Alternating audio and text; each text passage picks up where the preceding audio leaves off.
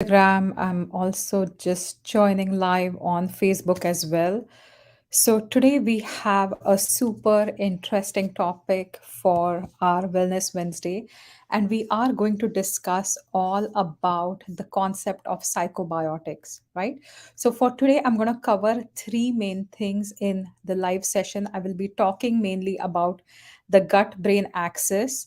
I will be talking about psychobiotics, what exactly they are, and then we're going to talk about a few strains that are found in a few strains of probiotics that are beneficial for mental health and where they are found. So that's what I'm going to discuss. If you are watching this live, say a quick hi. If you are going to watch this as a replay, you can post your questions anytime. um, so let's get started. So for first, my question is, have you heard about the word psychobiotics? It's a relatively new term. Ayurveda has been talking about the connection with your gut and your mental health for ages. So every time something new is discovered, we are like, oh, but Ayurveda has been talking it about ages. So from an Ayurvedic perspective, when we talk about apana, which is the kind of vata dosh that's situated in your gut, right? Or the intestinal tract, lower, larger intestine, it's also going to impact your pranavata, right? So in this body, balancing all the five kinds of vatas or vayus is extremely important. Similarly, from a modern perspective, they're finding about the gut brain axis, and they've found about it. There's quite a bit of research going on, and more things are showing up, right, in the research. So, one thing that has been proven by science is this gut brain axis, or the GBA. So, gut brain axis, it is a bi-directional communication system between your gut and your brain, right? So, your brain communicates with your gut. Similarly, your gut is going to communicate with the brain as well. And the relationship is quite complex. So, it's not something that's very simple. The relationship is pretty complex. There are so many microorganisms that are hosted in your gut. We're talking about various bacteria, fungi, even certain viruses, right? We're talking about all the neurological innervation. We're talking about signaling molecules, different neurotransmitters like serotonin that has been made, in the gut. So these are all a part of this gut brain axis where the communication constantly occurs, right? And when this gut is out of balance, if for some reason you are going to have any issues with your digestion, if your gut health, what ends up happening is this gut brain axis gets disrupted, and you can be prone to conditions like IBS, but also mental health conditions like depression and anxiety, right? So inflammation in the gut can also lead to inflammation in the brain. And if you have heard about the very layman term called leaky gut, which talks about intestinal permeability, similarly there can be issues where the blood brain barrier becomes permeable. This is not a scientific term, but it's called leaky brain, right? So it literally means that the blood brain barrier becomes permeable, and all the toxins, will enter the brain. They will result in brain inflammation, and they will eventually cause you to have different conditions like memory related issues, anxiety, depression, different mental health issues, different challenges with your cognitive health, right? So that is one of the reasons why you need to know about the gut brain axis, and you need to actively eat a diet that's supporting your gut as well as supporting your brain health, right? So, this is what I mean about the gut brain axis. Now, the second part that I wanted to discuss today is about probiotics. So, we have been talking about probiotics for years now. So probiotics are all the beneficial bacteria or organisms. Certain strains of yeasts are beneficial as well, and they are located in our gut, and they form our microbiome, gut microbiome. There are different microbiomes in the body as well. So specifically the gut microbiome is what is going to support your mental health through this gut brain axis. And the gut microbiome is also a part of the gut brain axis, right? So that's what we're going to talk about. Now, the question that I get asked often is, are all probiotics psychobiotics?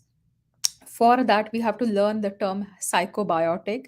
So psychobiotic is a term that is used to indicate different strains of probiotics that are beneficial for mental health, right? So a lot of research has gone on probiotics for a few years, and different strains of probiotics are found, and now we are looking at different subspecies, and then you're even finer tuning into the probiotics. But there are certain biotics, probiotics that are really beneficial for your mental health, and those are constituted or said to be psychobiotics. Now, all psychobiotics are going to be probiotics, so all the bacteria that are beneficial to your mental health are going to be definitely good for your body, but not all probiotics are psychobiotics. So if you're grabbing your sugary yogurt, flavored yogurt with tons of sugar, that is not really going to support your mental health, right? But then let's talk about several strains of probiotics that have been studied to be beneficial for mental health, right? So the number one that has been studied is Lactobacillus rhamnosus. So Lactobacillus rhamnosus is a strain of the probiotic from the Lactobacillus genus, which are a certain bacteria that will produce the enzyme lactase, right? And this bacteria has been studied to reduce stress and anxiety, and it also promotes mood. It also improves your cognitive function, right? So this is found in fermented food. So if you're looking at lactose based foods like yogurts, cheeses, different dairy products, they will contain Lactobacillus rhamnosus, right? So if you are struggling with lactic lactase digestion, there could be also an issue with your probiotic content, which is why the lactose is not getting produced. Now, second one is Bifidobacterium longum. This has been studied to reduce the signs and symptoms of depression and anxiety, and also improve cognitive function, right? Again, it's something that produces lactic acid as well as acidic acid in the gut. um, there is Lactobacillus helveticus as well as Bifidobacterium bifidum. So they are shown to improve the symptoms of depression and improve, any your health from anxiety, improve your mood and cognitive function. So if you're struggling with anxiety or depression, they're going to reduce it.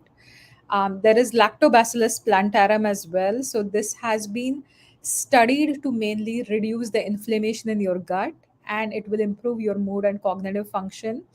And there is also another bacteria called Streptococcus thermophilus, which will reduce the symptoms of anxiety and depression. So these are actually certain strains of probiotics that have been studied to improve your mental health, right? So that's the number one thing. So now let's talk about, are if they're present in dairy, right? Is dairy a good alternative? Are cheeses a good alternative? And I know that a few of you, in a bid to eat healthy, you're increasing your intake of fermented foods, right? Now, fermented foods definitely can support your gut, but in certain states, eating too much of fermented food is not the best for you.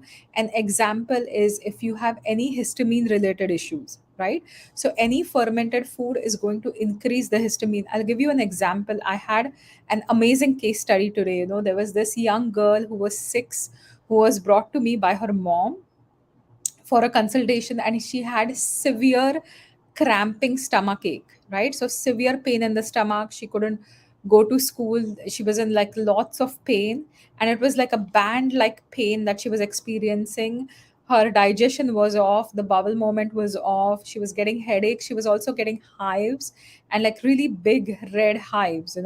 We changed the diet, we tested for food sensitivities, we took those out, we tried supporting her with simple probiotics, and a month later when she's back, and she's back from a vacation where she hasn't been 100% compliant with the diet, but absolutely all the hives are gone.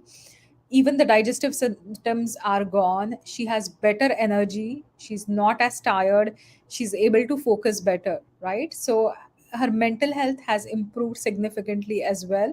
And this is the simple magic done of eliminating foods that you're sensitive to, as well as adding good amounts of probiotics that are specifically serving as psychobiotics, right? So let's talk about a few benefits. Why should you go for these typical strains of bacteria, or why should you go for these typical foods that are going to provide with um, these strains, right? So psychobiotics are going to improve your mood. So they will positively affect the production of different neurotransmitters, whether we're looking at improving your serotonin production or dopamine or GABA production, your mood. Studies show that they have also been able to reduce anxiety. They give you a better cognitive function, right? They will enhance your memory, they will enhance your learning abilities as well. We talked about brain inflammation some time back, right? So, psychobiotics can also reduce this inflammation in the brain, which is linked to a lot of different cognitive issues as well as mental health issues. Psychobiotics can not only improve your mental health, they also enhance your immune system by supporting your gut brain axis. Your sleep is going to be improved by psychobiotics. They will regulate your sleep cycle and improve the quality of sleep. These will reduce your risk of depression. Definitely, psychobiotics do support your digestion, so they are going to improve your digestion. They also reduce the risk of different chronic diseases and also reduce the risk of obesity as well, right? So these are some of the benefits of psychobiotics that we are discussing. For those who have joined me right now, we are talking all about psychobiotics. So, Nelia or Dr. Manoj, have you heard about psychobiotics? Have you read about psychobiotics or heard about psychobiotics? Because that's the topic of discussion today. So, we are talking about the specific strains of bacteria that are seen to be beneficial for your mental health, right? So that's my talk for today. So, number one thing from today's topic, just some pointers that I can give you to sum up the entire session is focus on normalizing your gut. If you are struggling with mental health, number one thing you need to do is make sure your gut is healthy. If your gut is unhealthy, you are not going to get results for your mental health, right? So improve your gut health. Second one is make sure you're having the specific strains of probiotics that are beneficial for mental health, right? So if you are having lots of yogurt, if you are having lots of fermented foods, they don't work for everyone, and you may not get the concentrations of the probiotic that may be necessary to improve your mental health, right? So always talk to a professional. If you're interested, we can set up a 15-minute free consultation and discuss how we can work together to improve your mental health. So definitely, but you need concentrated amounts of certain strains of probiotics that are going to be beneficial for your mental health. And the third one is whenever we talk about probiotics or psychobiotics, you have to clean up your diet in order to feed this good bacteria, right? So that should also be one of your main goals. Is if you're taking probiotics, make sure you're also eating clean in order to support your gut bacteria, right? So this was my little talk about psychobiotics and probiotics. This is the last session of the month for Wellness Wednesday. Next month we are going to discuss more about nutrition. I haven't yet decided the topic, but I'm going to post that soon.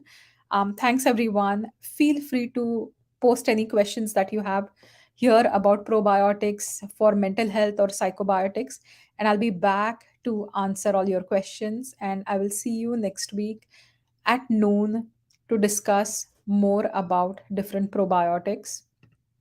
Bye for now.